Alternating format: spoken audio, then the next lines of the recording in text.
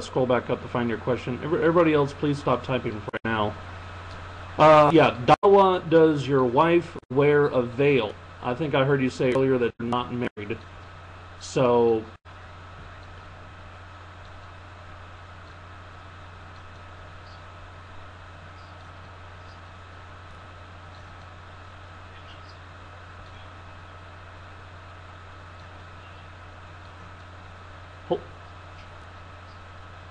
hold on. You're not connecting. Let me go ahead and remove you, and re-invite you. In case you did not hear what he said, of course he did say that he is not married, but he would prefer to find someone who wore the hijab, the headscarf, and all that.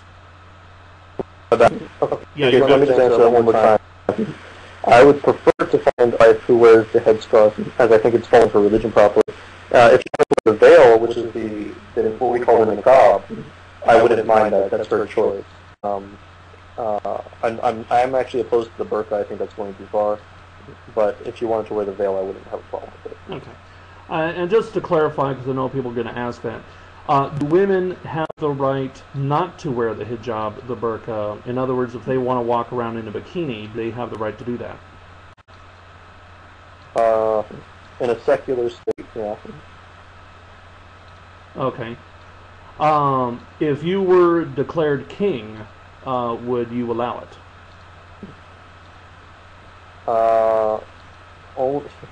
If I were declared king, like I said, it would only be not allowed in an Islamic state that was run by Muslims, and everybody was Muslim, and these laws would only apply to Muslims.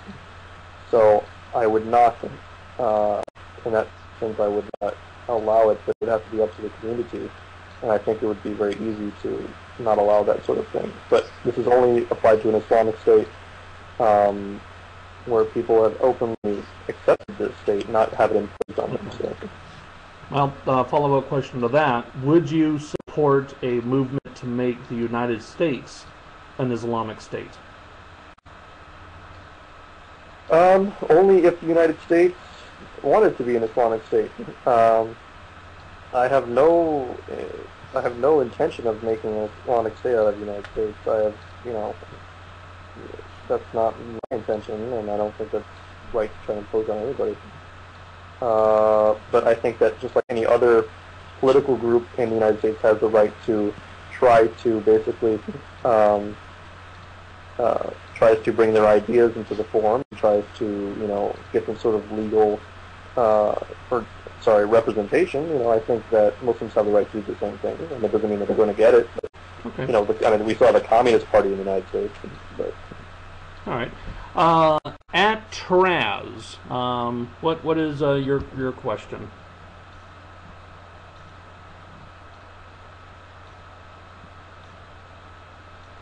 We'll give him a few seconds to log in. And okay, it doesn't look like he's paying attention here. Oh, does he does he describe Allah? Okay. How do you describe Allah? A person or a force? Allah subhanahu wa ta'ala would be a person and I don't really know what you mean by force, but he's definitely an entity. So it's a conscious being. It is. Okay, cool. Awesome TV. What is your question? Out of the world religions, which one makes sense to you and why? If it was a real, if one were real, where would you put your bets? Well, for Dawa, I'm sure would go for Islam, right? Yeah. As for me, to be honest, I would probably say Christianity, just because that's where I came from, that's where I'm familiar with. So I mean, even when I was looking into the Muslim religion, I was, probably it is possible that I could be looking at it through atheist love goggles, just like I was referring to Muslim love goggles. I'm perfectly willing to admit there might be such a thing as atheist love goggles. I personally don't think it would apply to me, just simply because I'm a relatively new atheist. But nevertheless, the possibility does exist. Be a free thinker. Do you have a question?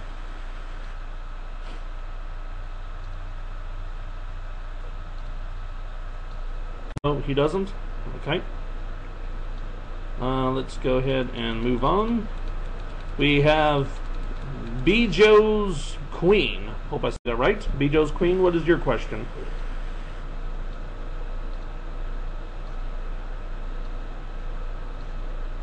Three licks to the center of a Tootsie Roll lollipop. He has no question? Okay. Let's see, we have Bob Johnson. He also has no question. He's not a real person. Okay, we're moving along here. Shaya, what is your question, if you have one?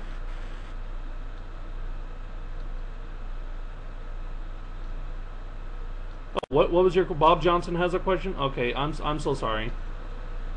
What was the last time you actually opened the Bible? Well, of course, my Bible, I use BibleGateway.com, and the last time I opened a Bible was earlier today to look up stuff. I already asked Dawa in a PM. Okay. So, Dawa, did you get the PM that Bob Johnson sent you? Yeah. Okay. Go ahead. He wanted to ask me about Sufism, and he said he asked about part Sufi.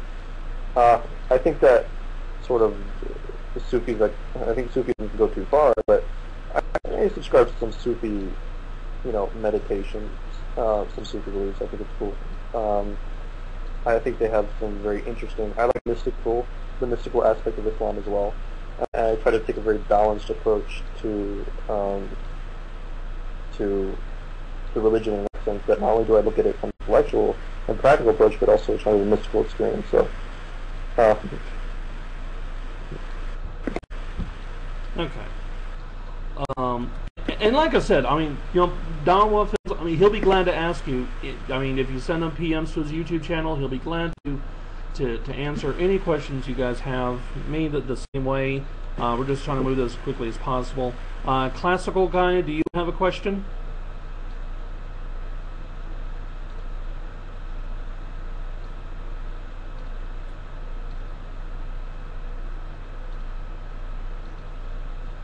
Okay.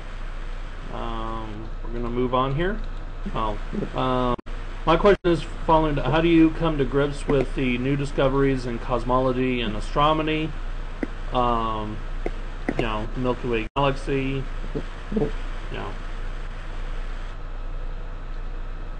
I don't really see what the conflict is.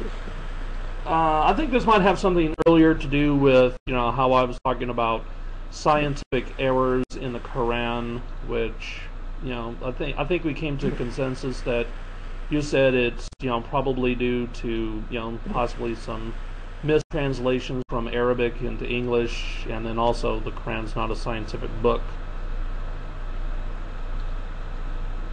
First off, I mean, I see you mentioning sort of the multi-universe, the multiverse theory.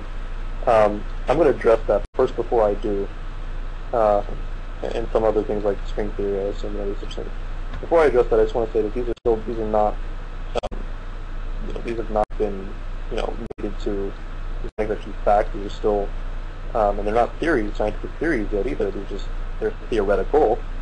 But even if they were theories, I don't see how that would be problematic. I just see these sort of theories kind of taking it a step back. It still does not explain. For instance, if you have and this might even go into evolution, just because you have this sort of mechanism here that can produce all this diversity, does not necessitate that you've explained the mechanism itself. And the problem with the mechanism that I have, especially with the multiverse theory, is that you have a multiverse or whatever else, or multiple dimensions or whatever else. But what is generating them all? I wonder what that thing is, and that thing itself cannot be changed or created. That thing itself has to be. It doesn't have to be eternal. I mean, basically, if there has never been something that has always existed, then you're basically saying that one time